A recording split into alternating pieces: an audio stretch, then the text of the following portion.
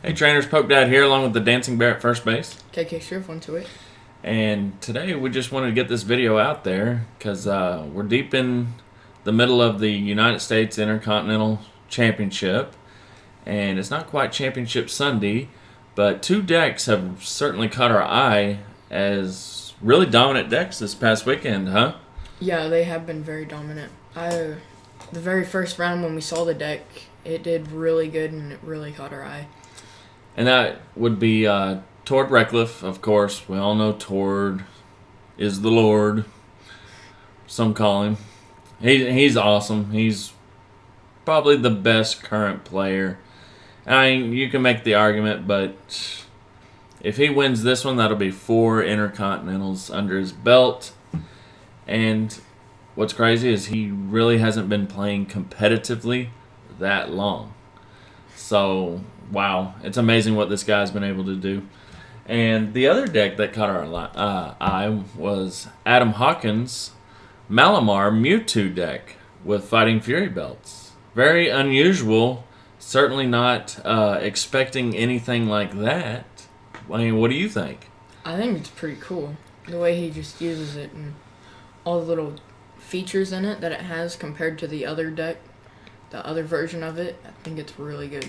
The Mewtwo certainly adds a dynamic that I don't think anyone was prepared for. And the numbers with it, I mean, we didn't see the numbers being that good. But wow, when you really think about it, what it's able to do, it's pretty amazing. So we wanted to highlight it, and we wanted to highlight Tord. But also we kind of have a special announcement. We're going to, I think, change our name from KK Shiv and Poke Dad to what? For the knockout. For the Knockout. So all this week we'll be kind of hyping that, the name change, and then probably next weekend around this time we'll make the change. And just know that it's going to be the same great Pokemon content, competitive, and rogue ideas that you've been getting from us, and the in-depth look and the testing of different decks. So nothing changes on that aspect. We just want to get a catchier name, so we like For the Knockout. Yep. So without any further ado, let's hop in Adam's deck. Yeah, let's start off with him. And we can quickly touch on it. It definitely has... it's not your generic Malamar deck, as you can see. And we actually don't have the Mewtwo GXs because up until this weekend, has Mewtwo GX even really been viable or playable? No. We don't even... The only person who has the Mewtwo GX is Cannon. And if he has it, that's when something's a little wonky. Yeah, so I mean there's been rumors of a Zoroark Mewtwo GX deck, you know, where you can just play with Psychic Energy and then add the DC, and that gets you to the 90 with its first attack full burst, 30 times the amount of energy. So it doesn't have to be Psychic Energy other than the 1 to fulfill the cost. And I've actually been thinking of replacing the Espeon line with this. And because for 2, you can do the 60 like Espeon plus heal the 30. So with Choice Band, you do 90.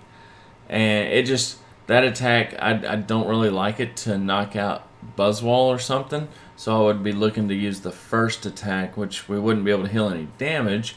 But this second attack could easily deal with the baby Buzzwoles. Mm-hmm. But to add to it, he runs the Fighting Fury belts. So for this first attack, you know, you hit your 60 and then 70 with the Fighting Fury belts. That one-shots the baby Buzzes. So that's how he was able to just dominate all the Buzzwole Lycanroc decks that are really good. And up until this point, the quad Baby Buzz or even the 3 Baby Buzz build could still beat the Malamar decks. But when you add this guy with the Fighting Fury belt, because they don't play Field Blower, right? Right. And you add that to 70, you're able to one-shot plus heal. The Baby Buzzes end up having to 3-shot your Mewtwo.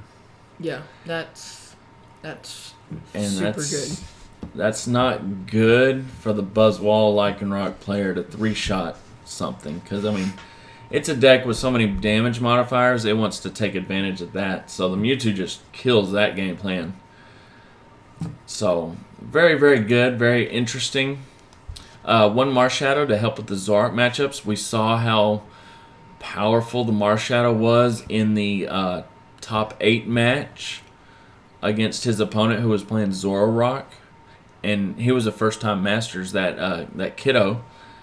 But Marshadow, so threatening, dealing with the Lycanrocs. He was just copying Necrozma's Charismatic Burst. He was copying Mewtwo. He was copying the Dawnwing's attack. Marshadow putting in the work against Zoroark. Yeah. And then he also played a Giratina, which, ironically, it helped him against Eviltal Break match. Because Adam went 10-0. The first 10 rounds, he went 10-0. I mean, that's pretty amazing. Especially against the field of all the competitors. The best of Europe, the best of Brazil. Gustavo Wado was there. The best of the United States. And he was able to deal with everything and go 10-0. He had the Giratina. He talked about it was mainly for Greninja Break, but he ended up attacking with Shadow Claw, I think, 21 or 22 times throughout the tournament. And that's pretty crazy when you think about it. To do 110 and discard a random card from your opponent. But End him to 1 and then just hit him with that. Ooh. He got himself in a bad spot because he had 4 Psychics loaded up on Giratina, and his opponent just said, okay, you can hit into Zoroark for 110. Resistance. I'm not going to knock it out because that's 4 less energy you can place on Necrozma or Mewtwo or Marshadow or something like that.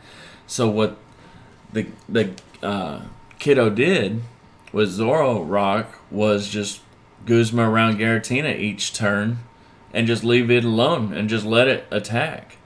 So that was pretty interesting, the game plan. It was in the second round of the top 8 match. So I found that very interesting. You'll notice the 3 Fighting Fury belts. Now this list isn't 100% accurate, but based on all the matches that we saw Adam play, this is probably very, very accurate. Super close to his actual list. And the Pokemon line, you'll notice there's not really the 1 prize attackers other than the Giratina. Got the Marshadow, got the 1 Dawnwings. That was something, it wasn't a generic Malamar build where you want to put a float stone on Dawnwings and stream attacks. He went more for, I'm going to load up energy on Mewtwo and I don't have to discard energy. And so he doesn't need the mobility of the Dawnwings like all the other Malamar decks. So that was pretty cool. And he can stream attacks. It's not like the Hoopa where you can't use the attack again, and that sort of stuff. So Mewtwo really, really good. Surprisingly. And he would save the GX attack to deal with any Hoopas that have protection from GX or EX. He would save that Side Strike for them. So 2 of the regular Necrozma. It's good at hitting the high numbers, 210 on Gliscod or Zoroark. 3 Max Elixirs, 2 Field Blowers, 3 Mysterious Treasure, 1 Rescue, 2 Parallels coming in clutch, 2 Bridgets in case one gets prized. Pretty standard stuff compared to the other Malamar decks, other than the Fighting Fury belts, the Mewtwo. And at this point, I would say Marshadow is kind of unusual, and definitely the Giratina. I like the Giratina. I think it's cool. It's pretty interesting. It also has resistance to fighting. Yeah. And that just makes it even better. Yeah, and it hit the 110, so I can one-shot the Buzzwalls and stuff. So, very interesting inclusion. And I can see why he used it, to attack with 21 or 22 times, I think he said. So, cool stuff. So, let's move on to the champ here. Wow, the monster. Wow, what are all those Pokemon?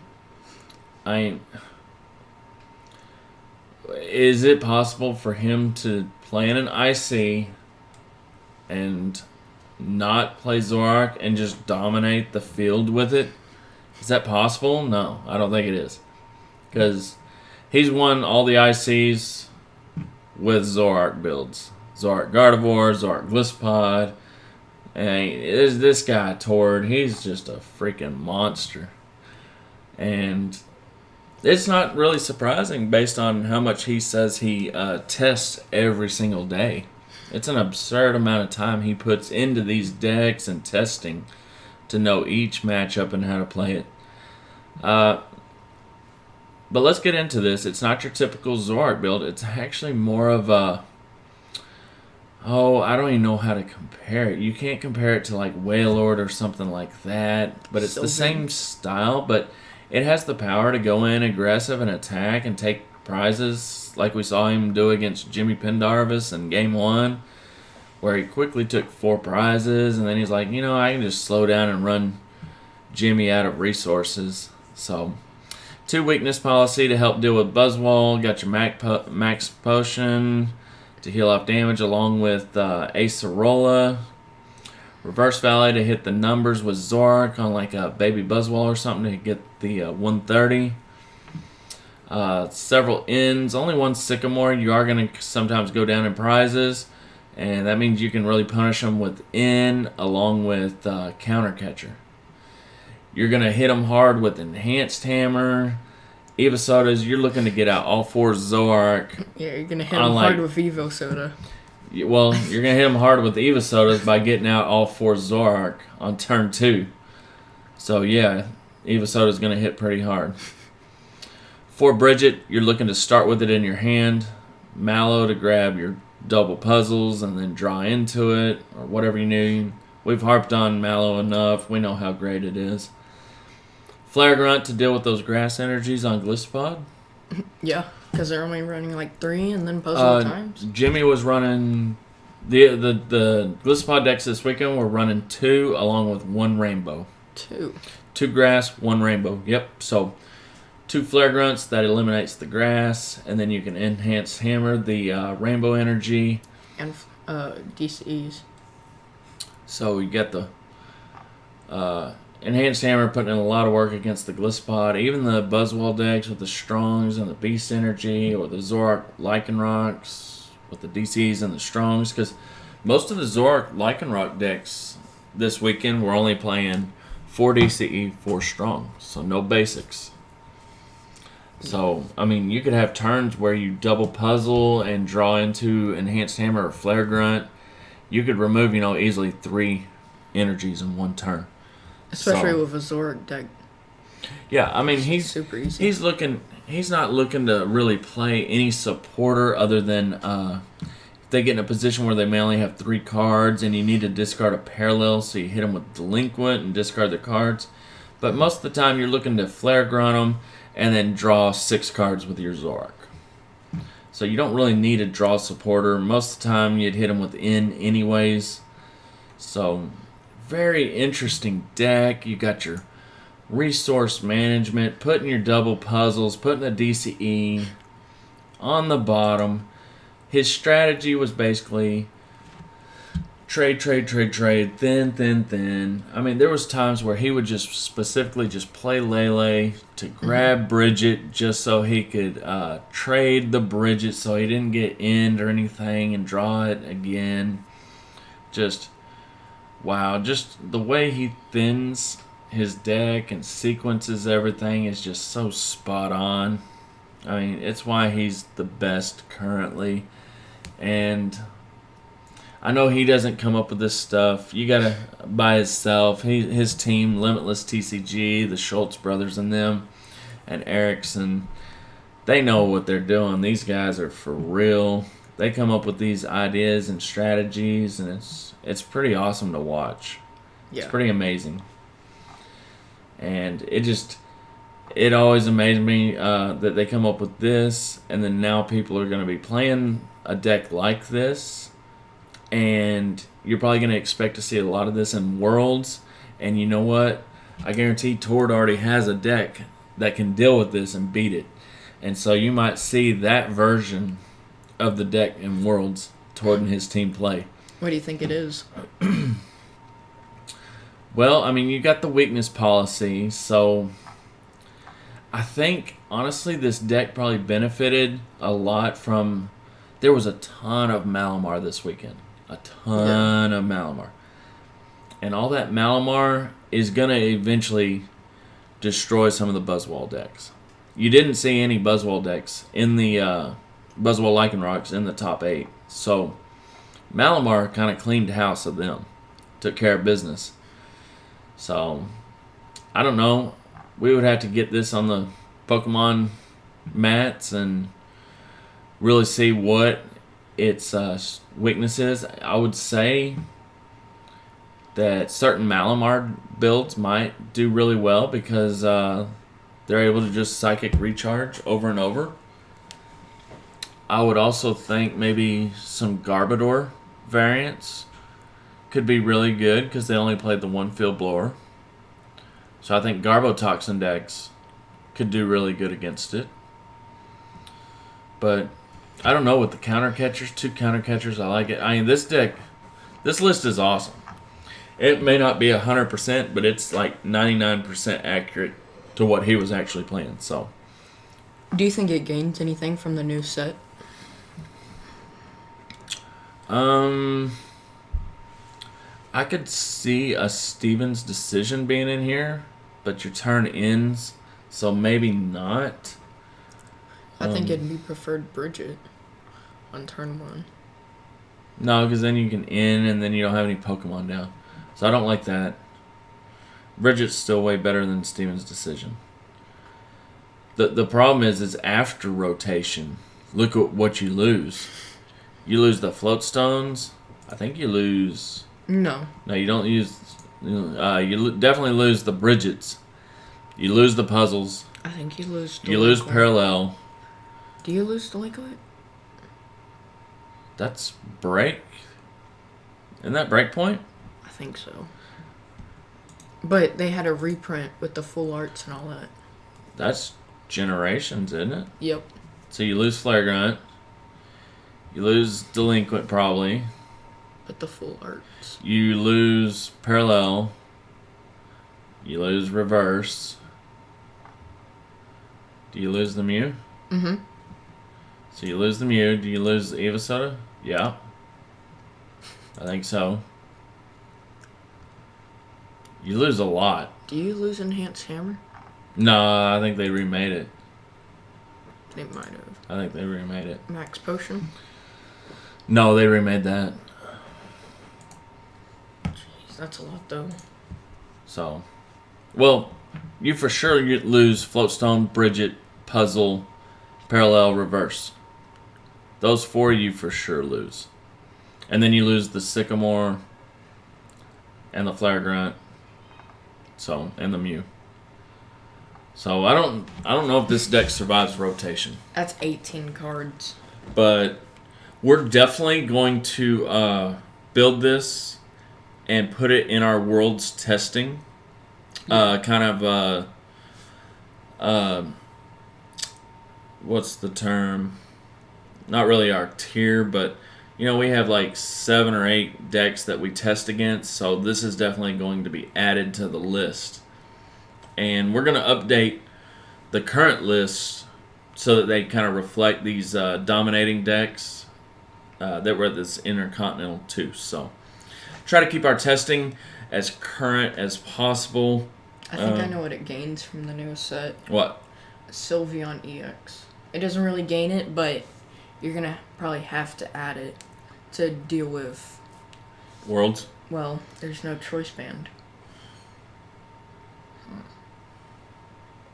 No, he never played choice band. What Tord would do is he would try to hit 100 with Zoroark, and then when he needed to, out of nowhere, he would hit the 120 to take the knockout on an opposing Zoroark or opposing Glisspot or something like that.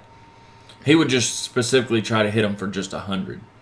And so he would always leave that 5th bench spot open to do that sneaky 120. So, But yeah, like I said, we're gonna add this deck to the testing division, and I like it. It's good stuff. It's awesome. Yeah. Tord's awesome. So. Can't wait to see the finals. Yep, finals tomorrow. Check it out. So, till next time, be excellent to each other. And party on, dudes.